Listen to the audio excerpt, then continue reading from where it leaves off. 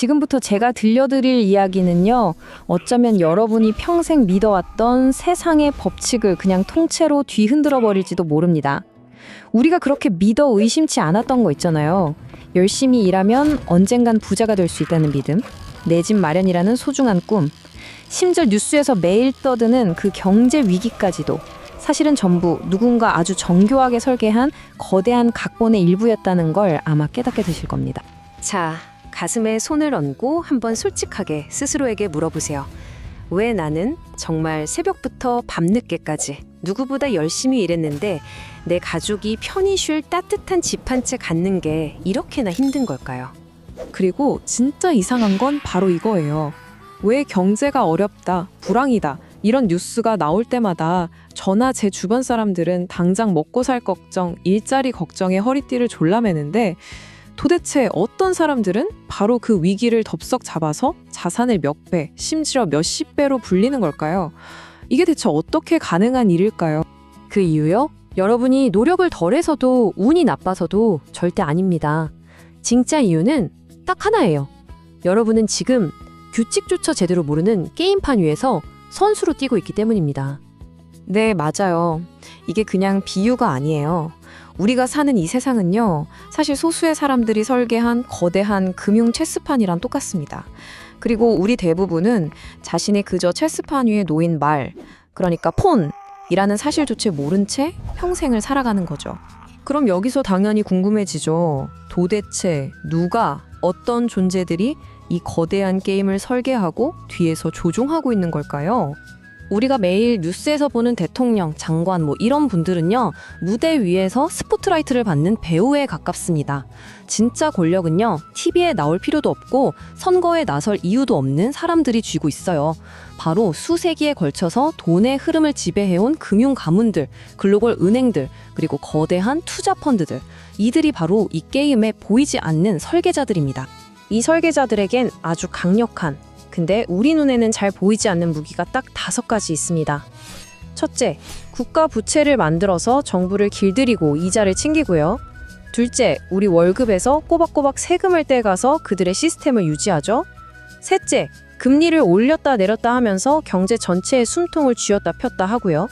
넷째, 인플레이션을 일으켜서 돈의 가치를 떨어뜨립니다. 이건 우리가 땀 흘려 모은 돈을 밤새 몰래 훔쳐가는 거나 마찬가지예요. 그리고 마지막, 허공에서 그냥 돈을 찍어내서 마음대로 부를 창조합니다. 바로 이 5가지 무기입니다. 자, 그럼 이제부터가 진짜 하이라이트입니다. 이 무기들을 가지고 어떻게 주기적으로 아주 합법적인 방법으로 우리 같은 평범한 사람들의 부를 빼앗아가는지 그 소름 끼치도록 일정한 4단계짜리 시나리오를 지금부터 보여드릴게요. 2008년 금융위기 때도 닷컴 버블 붕괴 때도 이 시나리오는요, 놀랍게도 항상 똑같이 반복됐습니다. 먼저 경제가 망가진 회복기에 그들은 아무도 모르게 헐값에 나온 주식과 부동산을 쓸어 담습니다. 그 다음 금리를 낮춰서 대출받기 아주 쉽게 만들어주는 과열기를 연출하죠. 그러면 모든 사람들이 빚을 내서 투자에 뛰어들고 영원히 파티가 계속될 것 같은 환상에 빠집니다. 바로 그때 갑자기 금리를 확 올려서 침체기로 돌변, 목줄을 조여버립니다. 그럼 기업들은 쓰러지고 개인들은 자산을 헐값에 던지는 위기가 찾아오죠. 바로 그 순간 그들은 다시 나타나서 이 모든 걸 헐값에 그냥 주워 담습니다. 그리고 이 사이클은 또다시 조용히 시작됩니다. 어떤 자료에 이런 말이 나옵니다.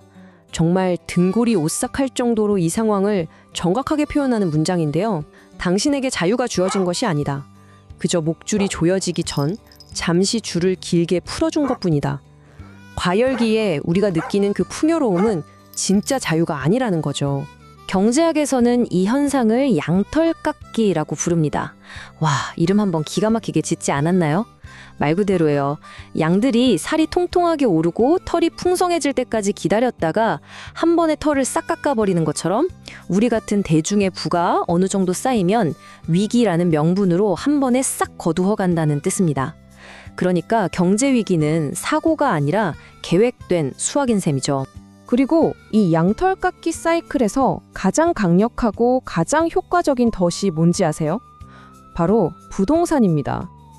우리가 평생의 꿈이라고 믿는 바로 그 내 집이 사실은 우리를 21세기형 금융 감옥에 가두는 가장 정교한 도구일 수 있다는 겁니다. 한번 상상해 보세요. 우리가 집을 사기 위해 20년, 30년짜리 대출을 받는 바로 그 순간, 우리는 더 이상 자유롭지 못하게 됩니다. 아프고 싶을 때 아플 수도 없고, 회사를 그만두고 싶을 때 그만둘 수도 없어요. 새로운 도전을 하기도 힘들어지죠.